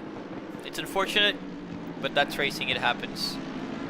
So yeah, I hope he can bounce back next race, because he had an unfortunate race in Nürburgring as well. With that being said, Locklear made a mistake last lap as well, because he set a 30.4, so barely quicker than the cars in front of him, and Dean Solomon is actually bringing it up. Can he get a podium for the Backroad Racing team? Matter of fact, can the Backroad Racing team, Backroad GT Racing team, make it a double podium in silver and pro? I'm sure they'll be very happy if they can make that the case. And if the Backroad Racing team guys are hearing me or watching, I hope to see you guys on track on the 30th for Spa. Oh, I should be talking about this, guys. The Stribber Reds. I don't know if you guys have ACC. I don't know if you do racing as well as Stribber, but we do have the 8 Hours of Spa coming up on the 30th, and it's going to be a great race. I will be on track as well, and there will be streaming and the whole shebang, but it's an endurance race. So if you want to dip your toes into team racing, into endurance racing, which in my opinion is the cream of the crop of ACC, that's an event you can sign up for free. Of course, there is a paid division, but the wild card division is completely free to enter, and it's great if you want to get a lot of experience and just race with people who, you know, are cool, because we're very cool around here. So yeah, I thought I'd plug that. Make sure you register for the race, and that doesn't just apply for the Stribberettes. That applies for everyone who is interested in endurance racing and maybe wants to take their first race. Spa is an absolutely great track to do it, and you know what? If you're scared of endurance racing, don't be. It's the best form of racing in my opinion. It's what made me fall in love with sim racing. It's just an art form. It's absolutely beautiful. It's great. The atmosphere around the events it's epic. It's absolutely everything you would want out of racing, in my opinion. There's nothing quite like it. And yeah, so if you want to look into it, check out our Discord in the description below. It is mandated that you join the Discord, and I get it, it's annoying, a lot of communities have Discord, but we're all an all-in-one hub. We got endurance races, we have these sprint races, we have GT4, we have Porsche Cups, we have races at earlier times on Sundays as well, which is the European Series. Same championship, just on a Sunday, which is meant to be more accessible to people in Europe. So if you're interested, I also commentate that. So yeah. Fun fact, I am actually the reigning European champion from last season. I'm not racing, of course, this season. I took a little bit of a backseat. I'm commentating. Thought I'd help the league grow a little bit and let Richard, hang on, let me find Richard on track. Richard, who spent absolutely the entirety of last season commentating. Oh, big sent there by Derek Anderson. Anyways, Richard spent very big goat here. Spent the entirety of last season commentating, so this time I'm taking over the commentator booth for him and letting him enjoy the racing out there a little bit. So he's taking my spot in a way. Well, no spots are being taken, but you know we're swapping, I guess. That's one way to put it. Yeah, and I can stress this enough. Ha. I don't know what you mean by that, but there's your man right there, Shriver. Let's analyze the livery. Let's analyze Shriver's livery. So Akatsuki, I think this is like Naruto, right? So I'm guessing we have a weeb here in our heads. I'm not a very big anime guy myself. Ichiraki. Or Ichiraku, sorry. Ichiraku.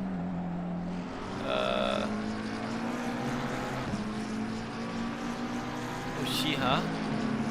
And a little ninja there. And Easter eggs in the car. You noob. Love that. Absolutely love that. Is that Sasuke? Yeah, I think that is him.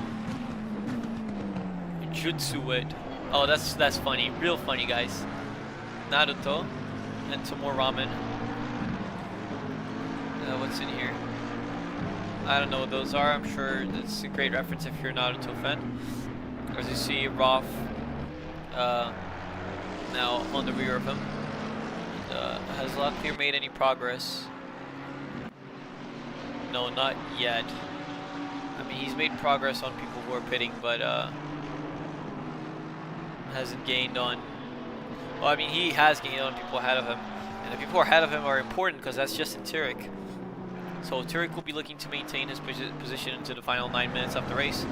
Not a lot of Madara. Okay, I don't know who Madara is, but that's great. Absolutely lovely. I'm really interested to see what happens to Solomon here. I really want to know. By the way, Moss is gaining on Joel Price again. Moss, his best lap is quite far off of Joel Price's best lap, but his pace baseline seems to be better. So what I mean by that is that Moss looks like he's a better driver on the tires, but Joel has better pace. So quite interesting to see what happens here into the dying minutes of this race as Moss gets very close. This is for position, guys, and this will be important. Joel Price, of course, the Odyssey sports driver, representing the Odyssey team, as you can see by the livery there. Absolutely gorgeous Mercedes livery. And yeah, man, he is trying to make the move stick. The gap is down to half a second now between the two of them. And my stomach hurts. Thought I'd report that to you guys. So not a lot left, and in Pro the only two people who are remaining to pit are Pare and Solomon. You're sick. What are you feeling, bro? I hope you get better soon. I was about to say this is the best fight going on the track, but that's a lie because Rodriguez and Gobbler are going side by side as we miss out on the action because of the camera system. Thanks, ACC. Gobbler trying to go round the outside, down the inside. I think it's a fluke. Get better soon, bro. Let's go, Shribs. Let's see Shribs. Let's get the emotions getting up. Let's make the emotions go up because we're getting to the end of the race. As we watch the fight between Catalan and Vieira, my fellow countrymen. Oh, this is a fight between an Argentinian and a Brazilian. Vieira, you better do good for Brazil. You better represent us. Yes, for those of you who don't know, I'm Brazilian, if you couldn't tell by the accent. And, yeah.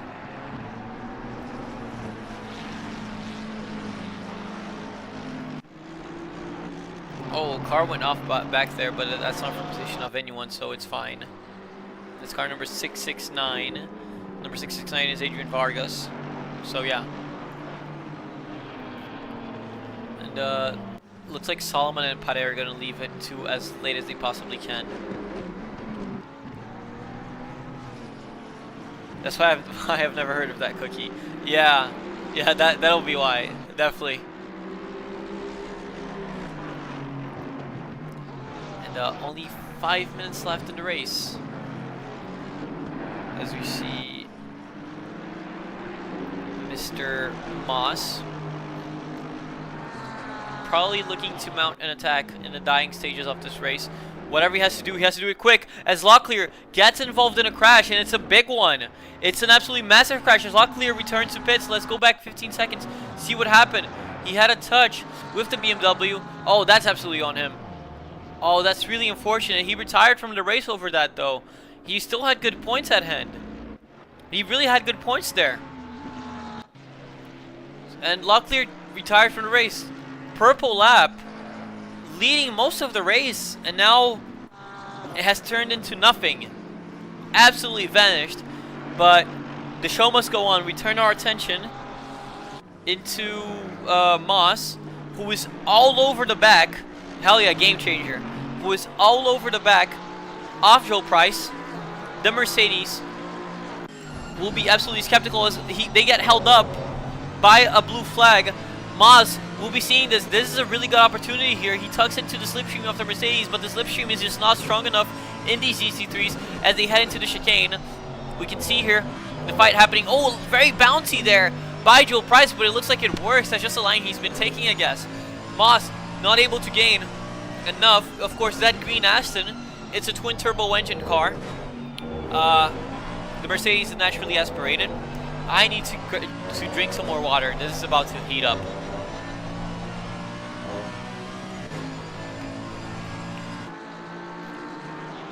You can see here the gap between the Mercedes and the Aston. It's not a lot, but Moss needs more than that if he wants to try anything. He needs to be right up against the rear wing of that Mercedes, which he isn't right now. By the way, let's go on board with the Aston because I want you guys to hear how good that engine sounds. Listen to this. Ah, sounds so good, this car. Look how much track Moss is using. Looks a bit better on entry there, but Price is an absolutely seasoned driver and an absolutely rapid driver at that. As he gets a little bit quickly, that's what I'm saying about the tires management. Maybe Moss is going to have an opportunity here. Price goes defensive, tries to hold the inside. Moss can't do anything, but what he can do is get a run on the Mercedes, which it looks like he does. Now, his best opportunity looks like he's going to be into the chicane, but sending it too wide here is not very sensible. Justin Turek has caught up to this fight as well. Oh, Price goes round. Price went round, lost the position there. Oh, no, that's heartbreaking. That's heartbreaking. Vieira gets past him. So, big mistake by Price. The fight isn't over, though. All that fighting has allowed Turek to catch up. And now he's all over the back off the Aston. They make it side by side now. They're side by side. Turek has the inside, so Moss is at a disadvantage here, fighting for whatever position this is going to be at the end of the race, and he gets it moved on. Turek was just the faster driver, had the better tires, and got the move done. And I think I'm yelling too loud at 11:30 p.m. Holy hell. But at least it's a good show, right? Solomon has gone into the pits, and it looks like he's going to get filtered out of the podium here as Turek and Moss go by. And yep, that's right. So now Turek promotes himself into P3, Moss in P4, and Pade still hasn't pitted. So lots of stuff happening on track right now. Moss just wasn't able to hang on there though. We still have one more fight happening, and this is the fight for P4 in silver. If I'm not mistaken, that's right. That's the fight for P4 in silver. No, it's winding down now. So we'll get back to that soon. Never mind, Moss is catching back up to Turek. So Turek got the move done, but wasn't able to run away with it. We have 1 minute left as we're about to enter the final lap of this race. Actually, yeah, next lap, last lap. So these guys will have one more lap. Moss gaining where he got overtaken last lap. Turek looking to maintain the position here. This will be P2 at the end of the race, I'm pretty sure. As Pade went into the pits, he has to box this lap. If he doesn't, he will get a penalty. And he does. Pade into the pits in the final moment. He pit as late as he possibly can, which is a good and a valid strategy. This is actually the traditional strategy. But we look at Moss and Turek. That's the fight we're watching right now. They enter the final lap of the race. Only 5 tenths splitting these two. So absolutely nothing as we saw Pade get past there. So now they're P2 and P3. So this is just a fight for P2. Not a fight for like if they're gonna get out or in, or if they're gonna be outside or inside the podium. They're both well within the podium. It's just a matter of how high up can you get, and you know that matters. Those points matter. Moss joined late into the championship, so every point he can take, he'll absolutely take. The clock ticks down to 0. Your leader is about to enter sector 3. And what Moss needs at this point is a mistake from Turek. Turek, though, is an absolutely consistent driver. So the question is he going to make a mistake? The answer is probably not. It's a boring answer, but it's true. I'm not going to make something out of nothing just to pad the entertainment. I'll give it to you guys as real as I can give it to you. As we will see another lap of racing from these guys, but we watch Joe Kaiser to make it 2 in a row and possibly even take the lead of the championship after this one. So Joe Kaiser, great job, man. You almost won the Silverstone, and you did win at Nürburgring, and you won tonight at Zolder. That is your race winner.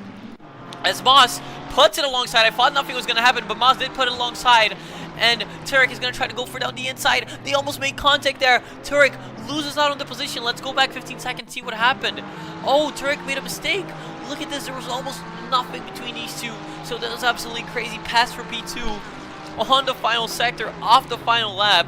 So Moss makes it P2 at the end of the race. Absolutely mental. Paul Mariage all over the back of Bonnie Charles for P5 here. Doesn't quite make the move work though. So we have Kaiser P1, Moss P2, Turek P3, Price P4, Bonnie Charles P5, Mariage P6, Dean Solomon coming home in P7. And let me see if I can catch up with that last lap fight that was happening. No, because the fight is ended. You can see the finishers. Murillo coming across the line to win in silver. So very nice. It looks like Murillo is dominating the championship at this point. Derek Anderson is going to be your P2 for silver. And in P3 we have Rodriguez, sorry. And that's the end of your race, as there is a very big crash. So we're gonna go on intermission real quick and see if we can have any interviews. But what a race, huh, guys? That was absolutely crazy, and I hope Sherbrats, you guys enjoyed that. That was absolutely insane.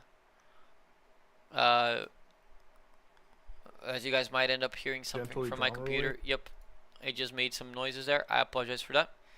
I'm gonna get our music going. But yeah, I'm glad you guys enjoyed that. It was absolutely epic. I'm just getting my UI ready. And yeah, give me a second, guys. I'm gonna I'm gonna deafen you guys and yeah.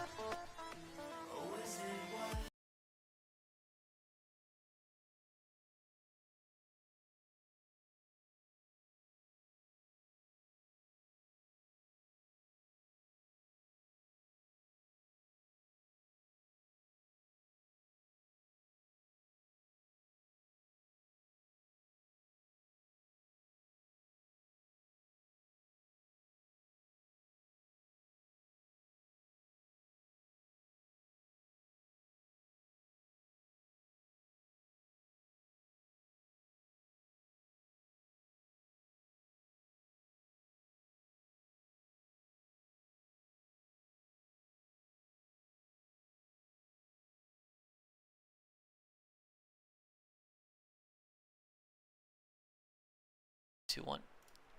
Hello everyone. Wait, yeah, I think you guys can hear me. So, we're here with your race winner, making it 2 in a row, Joe Kaiser. Joe, how are you feeling? Good. I kind of wish it had come down to not Luke getting a drive-through, but it was a good race. It was a race of survival for sure. I could tell from the start. Yeah, that's the whole vibe we got as well. Absolutely manic there. Uh, Yeah. at the start. So good job keeping your nose out of danger and just not making any mistakes. I don't know if you saw, but Yeah. Luke himself had a tangle with a blue flag, which led to him retiring. So very unfortunate. Oh, that Uh, stinks. yeah, it's really unfortunate. But can you just take us through your race a little bit? What was going on through your head at that point where you were catching Luke a little bit, and then the pit stops happened? Can you tell us what happened? Yeah. So I mean, the first race start failed miserably. I got really shafted, so I'm kind of glad it got a red flag. And the when the actual race started, yeah, we caught up. Luke and I were battling. There was I can't even remember what lap this was. There was a bit of a kerfluffle with Cryo and a couple other people. Cryo sent me wide a little bit on one of the chicanes.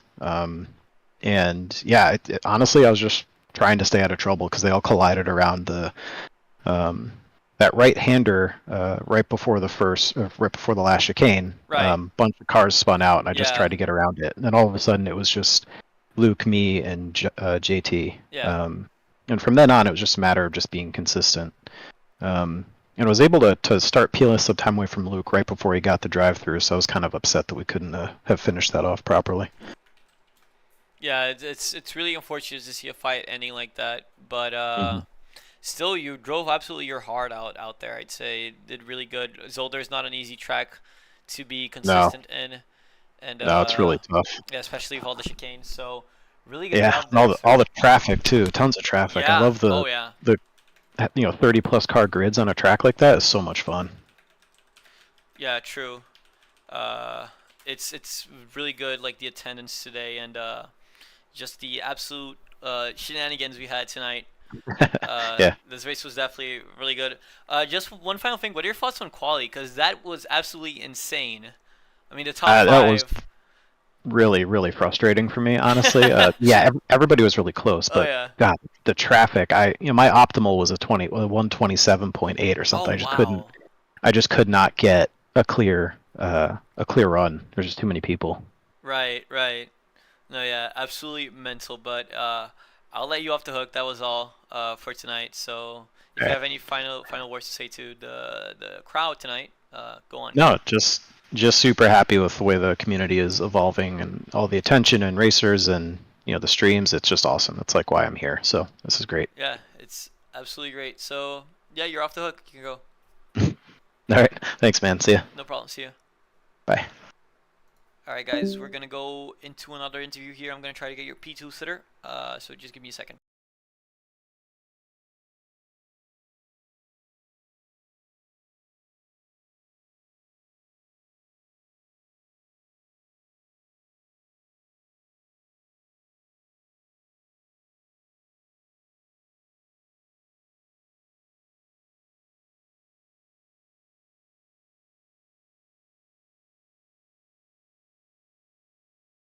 Oh, so guys, we're live here with your P2 sitter, K Moz. So Moz, can you take us through your race here? What happened? What were your mindset at the start, and then like what you did in terms of strategy? Can you take us through your race? Well, basically my strategy was just try to keep it clean here, man. 30 something cars on Zolder is with Crazy. such a wide gap with skill level, knowing that you're gonna be catching guys a lot. It takes a lot of patience and Mm-hmm. luck being able to catch the guys in suitable places to pass. So it was just all about surviving and trying to push as much as I can while doing that. Right, right. And that fight at the end there must have been pretty crazy, right? I'm pretty sure you overtook two people in 2 laps. Yo, I think Justin is paying people to sabotage me, man. This is the second week in a row a lap car caused him to catch and pass me, but luckily he made a mistake in this one and I got the pass back. Yeah, that was really good to watch. So yeah, I'm gonna keep it short and sweet. Congratulations on keeping it together on such a crazy race. I mean, it just shows that consistency is key. And good. Thank you for putting up such a great show for us there at the commentating booth because it was great. Thanks for giving us somewhere to race, man. I enjoyed it, man. See you guys next week. All right, see you next week. Take it easy, man. Bye bye. Peace. You can yeah. All right, I moved him away. Uh, I'm gonna try to wrap it up. Let's get Dean Solomon. Let's try to get Dean Solomon, back row GT guy. Be right back, guys.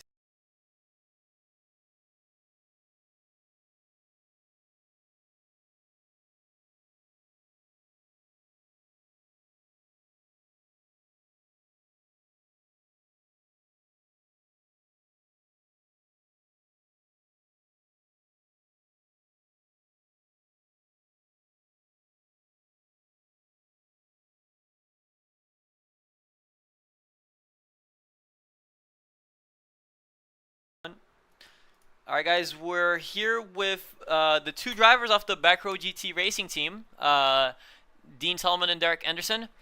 Welcome, guys. So I'm gonna start with Dean, since your race was pretty eventful. I'm pretty sure. Can you just take us through what happened, what you did for strategy, and just take us through your race. Well, thanks for having us. I mean, qualified seventh for once I could actually make qualifying, and I, I tried to overtake two cars at once in the final chicane on the first lap. They Oh both, God. and then I caught the curb on the inside, too much curb, and then I spun. So all the way back to 31st, and then just it was just a fight trying to get back up. Well, I'd say you did a pretty good job at that. Uh, and what are you like? Are you proud of your result? Do you think you could have definitely done better? Like, what's the takeaways here from tonight? Well, I think a couple of guys behind me had traffic in qualifying there because I think they're faster than me. So I was expecting maybe somewhere in the top, higher in the top 10, maybe 10. Well, I'd say your race was pretty good, and I believe it's a pretty solid result. Uh, but now let's bring it to Derek, who finished P2 in silver. Is that correct, Derek? That would be correct. Nice, great result for your team. So, can you take us through your race? What happened? Same story as Dean.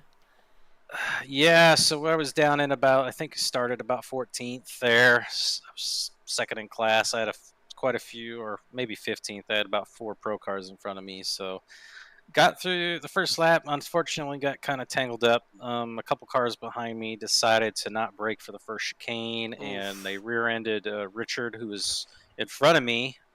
I got clipped a little bit going into the chicane, but he got clipped right as he was going to the chicane. So he hit the curb and was facing sideways. And unfortunately, I T-boned him because I had nowhere to go. So we had about 9 seconds of damage that whole race. I was just trying to manage the fronts the best I can. And then we were just kind of stuck in traffic the whole race. A lot of lap cars I was in. And Oh yeah. I had but was battling with Castellas there in the Ferrari. Him and I were kind of going hammer and tong through the first phase of the race. I covered a lot of that. Yeah, yeah. He had a little bit more pace on me, but I managed to just kind of hang on. And luckily, what did it for me was the pit stop. Yeah.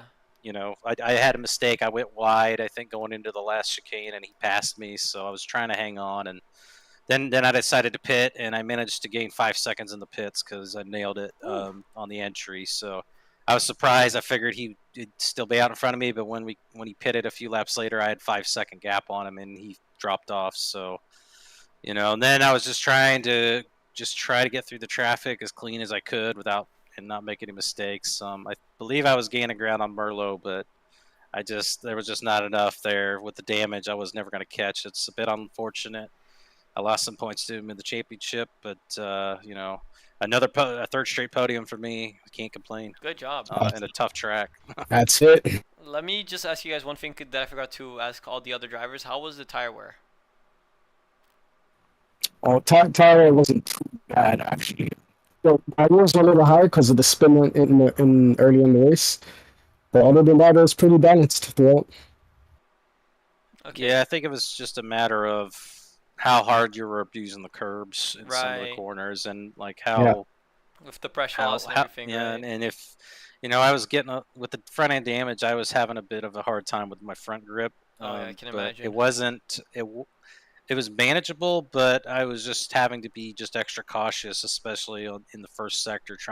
The back end did try to swap out on me a few times, and the dirty air from the cars in front. It seemed like there was always a car in front of me, so I was really kind of cautious. Just had a few little offs, but nothing major. I know Dean, when he rattled my cage a little bit early on when I was, but I was still trying to get the tires settled down. But the most part, it was fun. I mean, I had pretty clean racing with the guys around me, and the tire wear didn't feel too bad. I think the Audi manages the tires pretty well here. We were running pretty low TC around here at B&B, so nice.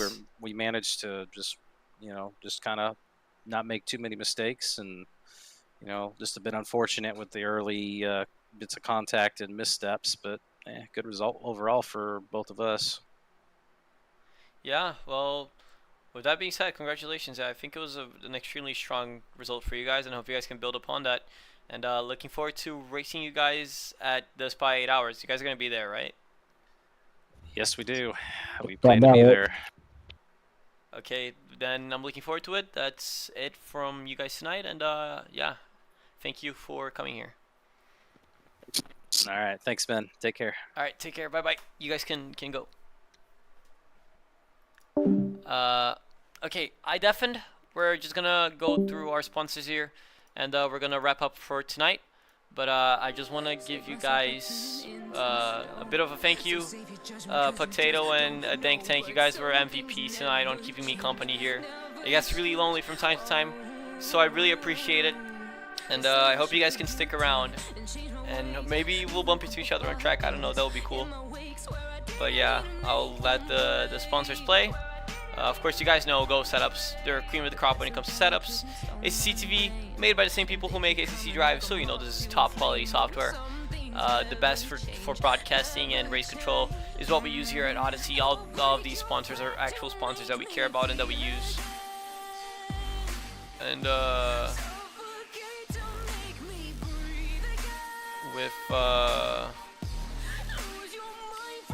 with that being said, I'm just waiting for it to give us the next one. Trek Racer, great rigs, great sim racing content, sim racing materials and applications. Really great if you're in need of a solution for a rig. They're definitely your people, and you can bet I'll be going to them when I do buy my rig. As I mentioned earlier, that I'm looking to buy a rig, and yeah, we also have Esports Gear, who are the main provider for our Odyssey apparel. You can go in there and you can apply our coupon to get a I think you get a discount, not sure, but this is great custom printing. You can get your own driver name and your customized stuff there. It's really good, guys. I personally have gloves. The gloves are from IMB Racewear, another sponsor of ours, and they're great. And the bread and butter, really, of our sponsors. Well, all of them are bread and butter. But my personal favorites, ACC Drive, gives you all the intel you need in ACC. Absolutely everything you need. It's just great. Not enough praise for ACC Drive. They update basically weekly. They're on top of everything, and it's just an absolutely great software. I cannot recommend it enough. You get a lifetime license for it. And there it is, IMB Raceware. The collection, the Odyssey Racing League collection is already out. I have myself a pair of gloves, and I can tell you it's absolutely the cream of the crop when it comes to sim racing apparel and appliances and gloves and accessories. They're just great. They're really great. So if you need gloves for even some real-world stuff, you can use those. With that being said, that's the end of the stream for tonight.